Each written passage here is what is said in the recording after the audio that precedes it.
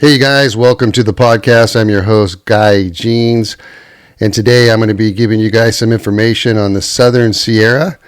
And today is February 13th, 2024. I'm going to be talking about the lower Kern, which is actually starting to fish pretty good. The upper Kern, Lake Isabella, the creeks, South Fork of the Kern, all these different places that you can fly fish in the Southern Sierra. And I'm going to give you hatch information, gear and equipment, techniques, and all that stuff. So stay tuned, and we're going to get to the fishing report. This podcast is brought to you by Kern River Fly Shop, the most accurate and up-to-date fishing report for the Kern River Valley area.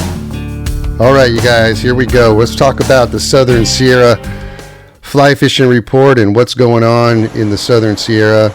You know, we just had a big storm come through the area, and it didn't affect the fishing, and it didn't affect the river at all.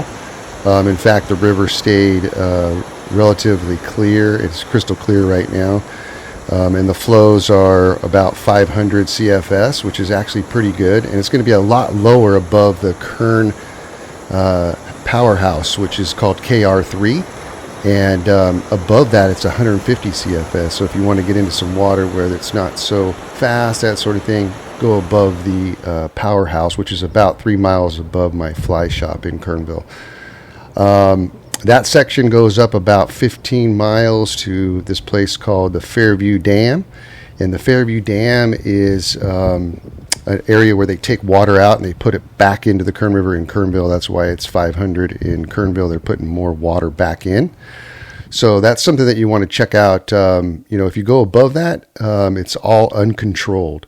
So it's a wild river all the way up from there, all the way up into the national park, which is roughly about 50 miles or over 50 miles of wild trout water, which is pretty awesome. So we're going to talk about that here in a second. Kernville air temperatures, we're getting a high of 54 degrees and a low of 27 degrees. And it's supposed to be pretty clear all week. We have a 61 degrees on this Saturday, which is pretty darn warm for February. Coming in to Kernville this year, right around this time, President's Weekend, is a thing called Whiskey Flats.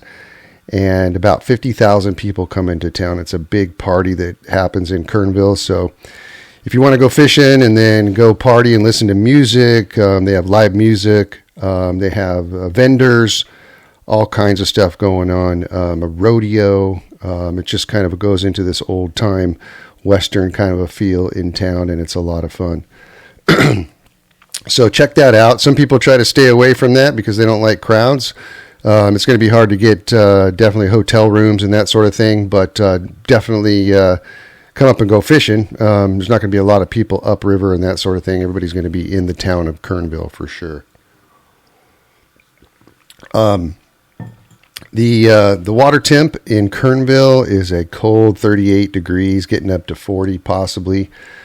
We are seeing some hatches right around 2 o'clock of blue wing olives and midges, and that hatches are roughly around 2 in the afternoon, and it goes on for about an hour or so, somewhere in there. Some days are a little bit better. If it's cloudy, it's going to be a little bit better. So something to check out. I'm going to give you guys some flies to look at right now. One's called a dry merger, which you can buy in the Kern River Fly Shop and find in there. Another one's called a blue wing olive pullover, and both of these work really well when the fish are being really selective. So part of the fly hangs below the surface, and part of it is up on top so we can see it. So when the blue wing olives are coming up and emerging, they're going to come up and they're going to eat right below the surface. The trout are going to be right below the surface, just picking off those fish. You'll kind of see that ring sometimes. That's a good indication that they're taking emergers. Their heads aren't coming way out of the water, but they're just kind of just subsurface. Could be that they're taking emergers. So I would definitely try an emerger. Put a fly on there that you can see, like a bigger fly, like in the size 12 range, and then tie one of those 22 or size 20 dry mergers or blue wing olive pullovers, or just a regular blue wing olive size 20, 22 in that range, and put that behind your bigger fly so you can see what's going on. Because those small flies, especially for me, I'm having a hard time seeing those out there in that tiny, in the riffles and that sort of thing. I can see it, but it's nice to have that little indicator type fly on there as well. The other day, I went out and I was scouting around for clients, and I'm like, you know what? I'm going to try some streamers and see if there's any fish in here. So I put on a double streamer rig, which you can actually see in one of my videos on YouTube, but you can check that out as well. And I put on 2 streamers, and I was casting down and across and letting it swing in the current. A streamer is a fly that kind of looks like a fish, a bait fish. It could be other things, but casting downstream and letting it swing in the current is a great way to catch fish this time of year. And a lot of people aren't fishing streamers, but you can, and it's a lot of fun. And it's kind of a great way to kind of try to find fish, really. So there you have it. Water temperatures 38 degrees, hatches, blueing olives, and midges, flies working, which I just showed you. Techniques, you can do a dry dropper, dry with an emerger, or streamers. That works really well. Or you can just straight nymph, which is working as well. So there you go for the Upper Kern. All the info that you need for the weekend with the 50,000 people coming into town. Pretty crazy, but a lot of fun. And it's a celebration that we do up here in the Kern River Valley every February to bring people into the town during the winter time. So come on up, check it out, have a beer with us. Johnsondale, let's go up to Johnsondale in that area. They got a high of 53 and a low of 20 degrees, and that's if you go past the Johnsondale Bridge. You'll go up in that little town called Johnsondale. The forks of the Kern, I believe the gates are closed going down to the Kern, so all those creeks along Lloyd Meadow Road, you can get to some of them before you get to the gate, but like the ones, like the famous ones that once you go down that road are going to be hard to get to just because of the gates are locked. So if you go back out to the main highway there and go up to Ponderosa, I think you're not going to be able to get up there because the gates are closed because of snow as well. But the Ponderosa air temps are 41 and the lows are 27 degrees. So that is in that area. If you go up the other way towards Sherman Pass, you're not going to be able to get over to Black Rock Station or Kennedy Meadows that way because the gates are closed. Too much snow as well. So their air temperatures over there are 30 degrees high, 21 degrees low over in the Kennedy Meadows area. And those people over there at the Kennedy Meadows store are showing us some pictures of some of the snow that's going on over there, and it's looking good, man. It looks like we're at a 75% snowpack so far, so that's pretty good for this time of year. I don't think it's going to get like it was last year at over 200%. I think it's going to be an incredible year on the Kern River for sure this year. Let's talk about the Lower Kern, and so that's where I've been spending a lot of time is on the Lower Kern, and the Lower Kern is kind of a special place. I love fishing down there in the summertime when there's smallmouth bass and largemouth bass are fishing really well. That's an amazing fishery, and a lot of people don't fish it. And there's big, giant trout in there, which is kind of cool. If you guys haven't seen my Sierra Fly Fishing Volume 1, it might be hard to get, but you might be able to get it on Amazon. There might be some copies out there still, but it showcases that the trophy rainbows down there on the Lower Kern. It was filmed in 2008, so something to check out if you guys want.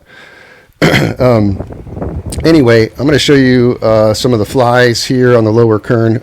Water temperatures down there, believe it or not, are 48 to 50 degrees. So there's a 10 degree water temperature difference as you go down the canyon. And they're having the same exact hatches at just different times. And I'm going to show you guys some footage right now of the blue wings hatching in the Lower Kern. They do stock it down there, but there is a whole bunch of fish that are held over or are wild down in that zone that you can fish. I'm talking about trout. Same type of thing. You got to use those smaller dry flies this time of year. Blue wing olives, emergers. that type of stuff. When you're down there, they're very selective. They're really in tune with the bugs. Even the ones that get stocked down there start tuning in on the natural bugs down there. So something to think about when you go down there and fish, but something to check out. Streamers too, man. Check out those streamers. Put on 2 streamers at once and check that area out. Streamers that I've been using down there are olive buggers and black buggers. And I put on 2, one black and one olive, just to kind of see what color is working better. And the olive one has been producing pretty good. Let's talk about Lake Isabella. Lake Isabella, we're actually starting to see some crappie action, and which is a lot of fun. You can get out there in your float tubes or single-person pontoons and have a good time. I've been catching crappie myself, which is a hoot.